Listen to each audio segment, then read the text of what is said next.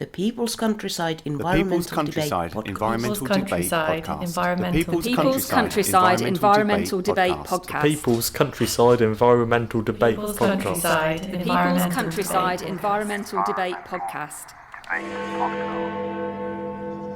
Do you think that all forms of current motor racing, including motorcycle racing, develop into and be replaced by electric versions in pursuit of environmental sustainability? Is it wrong for comedians to laugh and ridicule the disabled, vegans and environmentalists? This is the People's Countryside with William Mankelow and me, Stuart the Wildman, Mabbutt. What do we do, William? Well, we discuss listener questions sent in to us on a very regular basis. Now, we have got 8 listener questions left in the kitty right now, don't we? Yep. We try to discuss the topic of the environment, but often the questions you guys send in to us is not about the environment, but we always try and twist it and wind it back to an environmental action at the end of the episode. Sometimes that action is overt, sometimes that action is actually buried within the conversation that Stuart and I have. Yeah, you say there's 8 questions, but there's actually 10. 8 after we've done the 2 episodes today. 2 questions today. 2 questions in this episode. So So that would, if you got your question in now, you would be the 28th of December. Yeah, so that nice Christmas interim Christmas New Year period. So if you're going to send a question in, maybe you might want to think about a topic about Christmas New Year time. I'm thinking of you, Hannon, and thinking of you, Elliot. I know you're both listening to this episode. Send us a question in. Exactly, yeah, that's going to haunt him the rest of his life, isn't it? So on the People's Countryside Environmental Debate Podcast, we don't see the questions before we press record. We get in life, you get presented with these hard questions at a moment's notice, and that's what we try and reflect here. So you see our thought process is laid bare. So Elodie from Brittany in France, she's asked a question before, and she's asking another one. Have a go, William. Elodie in Brittany, France. Now, Brittany was was the first place I ever went overseas. There's a fact for you. The south of Brittany. So I wonder where Elodie is in Brittany. So Elodie's question: do you think that all forms of current motor racing, including motorcycle racing, develop into and be replaced by electric versions in pursuit of environmental sustainability? I have heard this argument of like wouldn't be motor racing without the sound, which I think is slightly strange. That people go to motor racing for the atmosphere. Yeah, could you imagine going to Speedway, Stuart, with electric bikes? I have, and it doesn't work. Why doesn't it work? Because it's not a sensory experience. So part of the racing is the sensory part of it's just it's the smell. If you go to Bellevue, you got the smell, the fact that the stadium's metal and it vibrates. It's just whole experience, and I've been to electric racing, and anyway, you carry on your point and I'll come up with mine. Well, the question was that whole thing of like, I know how much you're into your speedway. I think that or motorsport in general. Motorcycle. But you're generally like 2-wheel. Yeah, racing, 2 wheels. Yeah. Or sometimes it's touring cars. I don't mind British touring cars. But part of the experience of motor racing is the experience. Is the sound of it. I recall I've only ever been to one Formula One race in my life. And I think it was back in 2001. I was at sat on Cops Corner at Silverstone. The thing, and again, it's that feeling of visceral feeling of the sound of it. So all the cars came around that first corner, and you could literally you knew where they were because you can literally follow the sound like in the distance, and it comes back round again, and it is a visceral experience. Yeah. Do you think that motor racing just needs to evolve away from this? Well, that actually the racing, it's actually the racing, not the visceral experience, that should be important. No, I don't. Because I think the whole experience. No. Okay, let me break this down then, just from my point of view. I think I'm nothing against electric versions. I think it would be an interesting experiment. I mean, you've got it in Formula One, haven't you? You've got the electric Yeah, the kind of electric thing. as far as I understand it, it's hybrid now in Formula One. Now, I think the question sort of eludes the assumption that if you bring up an electric alternative or a hybrid alternative, the current audience will convert over to that. I think it's a different audience. Yeah, I agree, with some people moving over, yes, but it all depends on what draws you in the first place. absolutely. So part of what draws you in, and I know I've been to see Speedway with you. What draws you in, Stuart, is the visceral experience. But you do like to watch the races as well, don't you? But part of the big part of the package for you, it feels like that you're saying to me, is the visceral experience. Yeah, but also the visceral experience helps the understanding of what's going on. Because I've been to the electric version of Speedway, and it's a little bit like editing audio. I use Audition, which is a very advanced type of software. Now, I find it very hard to go back to a simple version because I know what I can't do. Whereas if you only know the simple version, that's fine. So I think the competitors of electric speedway or racing will be a new group. Okay? It'll be very hard to get the current competitors to go over to that. It's a different skill, isn't it? It's a different skill set. It's a much simpler skill set because I'll just talk about speedway. When you've got, the rider, they can tell how the engine is performing, by listening to it. With electric, it's just consistent, and with I'm not even sure the dirt deflectors are necessary in speedway, because some of the skill years ago was avoiding the dirt coming off the rider's wheel in front. Yeah. So you've taken that skill necessity away. Yes. When you're watching speedway or any other sport as a audience member, you can tell what's going on. You can tell a rider's struggling or a driver's struggling. You can listen to the engine. You're involved. I personally think, speedway is my main focus, but it's only 1 minute long. It uses methanol, which so it's probably less of a pollutant.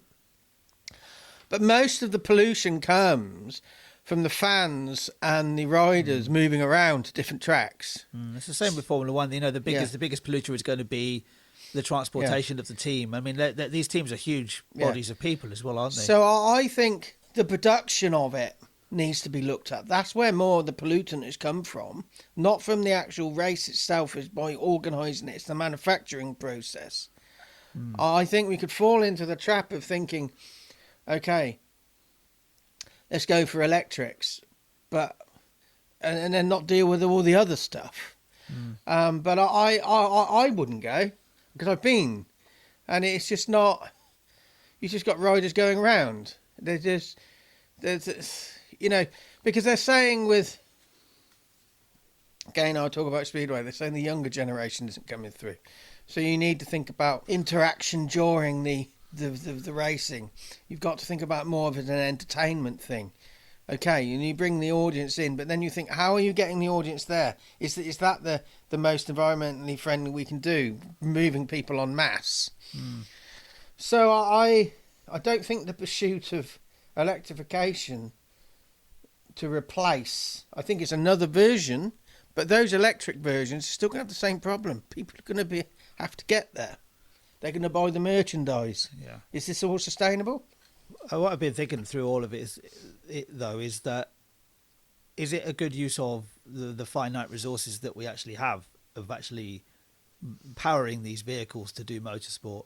That's one thing. I mean, because eventually what powers motorbikes, especially, I don't know where methanol comes from. I'm guessing it's an oil. It's a alcohol based. So it's not oil derivative. Must be some oil in there. There is, yeah, but it's part of the process where it's part of the production process where there's still alcohol in there. Okay. I mean, and some people say you can drink it. No, you can't. There is oil. But I'd say it's a very fast, slow, you've only got small tanks. You're not burning much of it. No. When you've got a big tank, like powerboat racing or something. Yeah.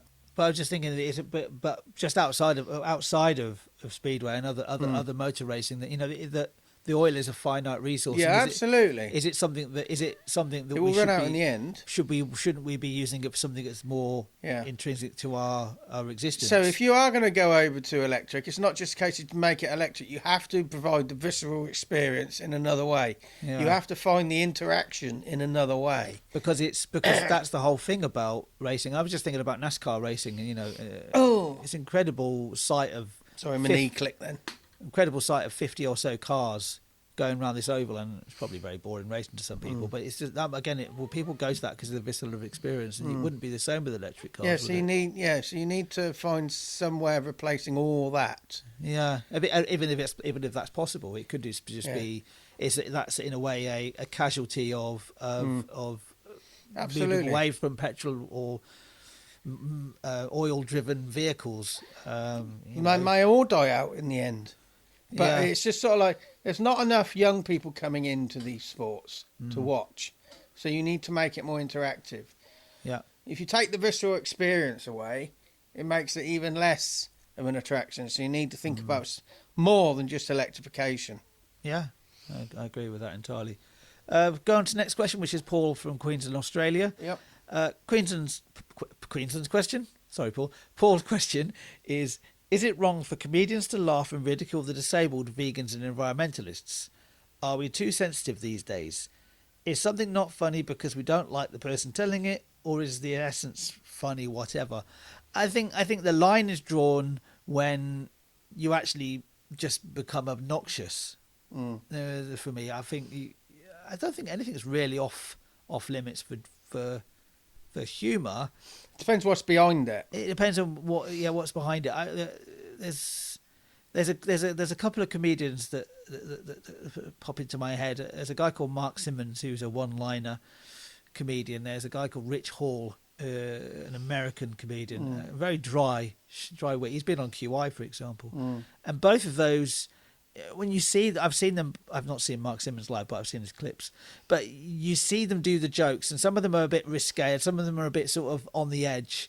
But you can almost see that you can just look at the face, and it's like, I'm not being serious here. This is I'm taking you on this little journey of this joke. It's not intended to be malicious. There's not a malicious intent behind it. I think some comedians, especially when their ego gets too big for them, they actually end up being obnoxious just purely for the sake of it. Something Alex said, who was in the listener's chair for a number of episodes recently. Very forgettable character. Yeah, exactly. He was saying that he's 19, and he was saying he felt young people were too sensitive these days. That was an interesting statement from a young person. Yeah. I think we can be too sensitive. I think we see being offended as being important. I mean, if you get offended by something, then you just are offended by it. I think so many people get offended by how people drive. To be honest with you, you've cut me up. I'm now gonna sit on your bumper. That's being offended, isn't it? Yeah, I was just intrigued when Alex said, "Oh, young people are too sensitive these days." Being a young person, yeah. I wonder if most of his cohorts would agree with that. I don't know. Something that needs looking into. Again, we don't see these questions before we press record. So. Yeah, Alex strikes me as somebody who is outside of the norm. Yeah, he thinks outside of. He's a unique character, shall we say? A little bit of an oddball in some ways. Yeah. And I say that with the most the greatest intent, if you see what I mean, coming from somebody who's also quite an oddball. So the first sentence I would say is it wrong for comedians? No, I want to take the word comedians out of that, but is it wrong to laugh at and ridicule the disabled, vegans and environmentalists? Just because you're laughing at a situation doesn't mean you're ridiculing it. Sometimes you're you're using humour to expose the ridiculousness of our habits. Yes, absurdity. Yeah, of our attitudes towards that. It's like, I was in a cafe probably a couple of weeks ago. I was in my wheelchair, and I wanted just a coffee, and they knew me. I'd been in there before, and I've got this debit card that it's the old push your inner one. Yeah, you don't want a contactless card. No, I don't have one. contactless. No. I don't have it. Anyway, but the card reader would not read. It just wasn't reading the card when you pushed it in. Yeah. That aspect of the reader just failed. They gave me the coffee. Tommy put me at the table and said, "We'll try and sort this out." Came over to me and said, "We can't sort this out. Just have a free one." And I said, "Well, keep working on it." I said, because I'm willing to pay. And I said, "I ain't going to run away because I can't." Anyway, she looks at me and laughed. And she says, "You've got a very black sense of humour like I have." And I didn't see it as black sense of humour. I was just making a serious point in a funny way that I ain't going to be running away. Yeah, that is for me. That is a good joke. Yeah, it is a good joke, but it's not ridiculing. No, It's just confronting the situation. Yeah. And the ridiculousness of, he sat in a wheelchair, we need to mind our P's and Q's. Fuck that. Right, so... Yeah, because you're still a human being, aren't you? Okay, a lot of humour that's directed towards vegans and environmentalists, that is quite nasty. Yeah, I think it sometimes comes from ignorance and a misunderstanding of what they actually are. You know. But I have watched this clip a number of times, and I don't like. I watch comedians sometimes quite a lot that I don't like. Yeah. Because I want to understand why I don't like something, and challenge my own biases. You know, it's a great clip. I think his name's Matt Reif, American guy who takes the mickey out of his audiences, and there was this bloke in a wheelchair, and he spoke to the guy in the wheelchair, and the guy in the wheelchair turned around and looked behind him, and he said, "Well, why are you looking behind me?" He said, "That's the only wheelchair space here. It's only going to be you." And then they were laughing back and forth, and the mother came back from the toilet, and he said, "You left him on his own," and the guy in the wheelchair was laughing away, and he said, "I only went to the toilet. These people here were looking after him," and he said they weren't looking after him; they were crossing their arms enjoying the show. And then he went across to somebody else who was. There's an illness where you keep somebody ill so you can keep looking after them. Yeah. Munchausen's or something. Munchausen syndrome. Yeah. This came out in the conversation. I think it's Munchausen syndrome or something like Munchausen syndrome. Anyway, this all came out in this conversation, and he looked back at the mother and he said, "You're not doing." Say his name, the guy in the wheelchair. Say his name was Alan. Mm-hmm. "You ain't doing that to Alan, are you?" And he said, "You aren't telling me he can actually walk and he doesn't realise it." And then anyway, the guy in the wheelchair started to, actually, I can get the joke here. He started walking across the auditorium, and Matt Rife said, "It's an absolute miracle." He said he can walk, and it wasn't belittling. The guy was having a good time. He wasn't offended. He wasn't being laughed at. They were laughing at each other. And I just thought that was just free flowing acknowledgement of the situation. It's almost without being nasty. It's almost comedy that you can't write. Yeah, it just happens. It just happens in the moment, right? Yeah. Anyway, so. Are we too sensitive? I think we can be. Is there an action off the back of that, do you think? Oh, no. What's this last bit, though? Yeah, I've often thought of this. Yeah, that's why. Yeah, is something not funny because we don't like the person telling it? Or is the essence funny, whatever? We both know somebody who has these avoidance of, "I don't like this famous person. Whatever they say, I'm not going to like." Very often I'll watch a politician or watch a comedian I don't like. I even watch Hitler. Now, that might be controversial to some, but every human being that's walked this earth has said something that is worth listening to, is worth something of note. It might be funny, it might not be. Everybody says something that you can glean something from. Even if it's something that it just points you in the direction where you shouldn't go. Yeah, exactly. So I often watch comedians and think, well, I don't like this person. But I've often heard somebody I don't like tell a joke. And I've heard the same joke told by somebody else. And I laugh. And this sentence actually confronts that. So what I'm saying there is, I'm not saying something isn't funny. I'm saying the way someone's delivering it might not be. It doesn't make me laugh. But some people will refuse to laugh at a joke by somebody they don't like and say, that's not funny. It is funny if it's delivered in a way that you can receive. Yeah. So that question, is something not funny because we don't like the person, or is the essence funny whatever? I think the essence is funny whatever, but it needs to be delivered in a way that you find funny. Yeah, but because if you don't like the person but it is still funny, you're actually just thinking about the person who's delivering it in the first place. Yeah. Your bias is in control. Yeah, what I always have, I think this is analogous to this whole idea you just talked about, Stuart, is when it comes, I'm a big music fan. I've liked music my whole life, and I have these sort of like two groups of music or musicians. There's a group of musicians that I know well, and there's a group of musicians I've never known before.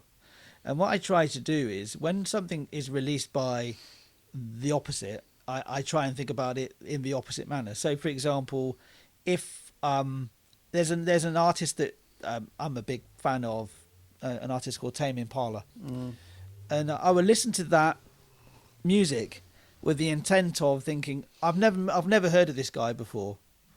I'm going to go into it with that mindset, and not think about how much I like their last album or I like their output. So I'm not my thinking's not coloured by the past experience. I'm just going to go into this, almost try and go into this as cold as possible. Whereas the other side of things, I've never heard of an artist before, particularly if it's been recommended by a close friend, that I would go into it thinking, I've always known this artist, and try and go with that mindset. So sometimes when you hear a comedian, or you see a comedian that you don't like, there are certain comedians that I just don't find funny. I do try to watch them myself. If a clip pops up on social media, for example, I just give it a little bit of airtime to think that, well, actually, what part is my bias playing in this dislike of this person, or somebody else's opinion of that person, or the popular opinion is playing into this, because you could be missing something that's actually quite useful to your life, or just funny, especially with a comedian sense. Going back to that Matt Rife thing, I don't like what he does, but in that instance, the audience were what was funny. They were taking it in their own way, and 50% of the time he wasn't saying anything. It was the audience talking to each other. Yeah, and like it concluded with him. The guy who was in the wheelchair walking over to the stage, shaking Matt Rife's hand, and the mother shaking his hand, and he was saying, "Get back in your chair quickly, otherwise the benefits officer will notice." And then he said, "What was it? Security." He said, your job is to stop people coming to the stage and invading the stage and keeping me safe. He said, "This guy invaded the stage in slow motion, and you still missed him." And it's just sort of like, it's not ridiculing. It's just laughing at the absurdity of the situation and our own biases, and it makes me think about Jimmy Carr, because raising issues. I think it makes me think of Jimmy Carr, because when I first became aware, in many ways he's nasty to his audience, but you take it as it's meant. But the first time I came across him, that's exactly as I thought he was. Nasty individual. You just take it as it's meant, yeah. But he says that what he likes to do with his audience is he likes to take them to the edge of their comfort zone. Yeah. Right. And the people who buy tickets for his show know this. You don't go to Jimmy Carr's show and to want a nice fluffy, nice comedic experience. So I personally don't find it interesting to go and see him. I might change my mind in the future. If I got an opportunity to go and see him, it would be an interesting experience. Excuse my cough, people. It's not good today. Yeah, it might be an interesting experience, but I have changed my mind about him. I've heard him speak. He's an intelligent, eloquent person. Oh, yeah. He said that, for example, that he doesn't like playing in anything bigger, a place anything that's too big that he can't feel that he's talking to the person in the back row. Yeah. It's almost like you can still, if somebody can heckle you from the back row, you can still hear them. That's the sort of auditorium he wants to play in. He doesn't want to play anything bigger than that because his shows are based around ridicule and around really pushing people to the edge of their experiences or their comfort zone. It's something that you do, Stuart, have done with me, for example. You often have pushed me to the edge of my own comfort zone, and because that's really where you start to not just grow, but also you begin to realise that we often just protect ourselves a little bit too much from the world. It's like a natural reaction, but the world actually is not as a scary place as we actually think it is. A lot of this is considered ridicule, is like packaging up weird anomalies in social etiquette that need raising, but just presenting them in a different way. And some people consider it ridicule.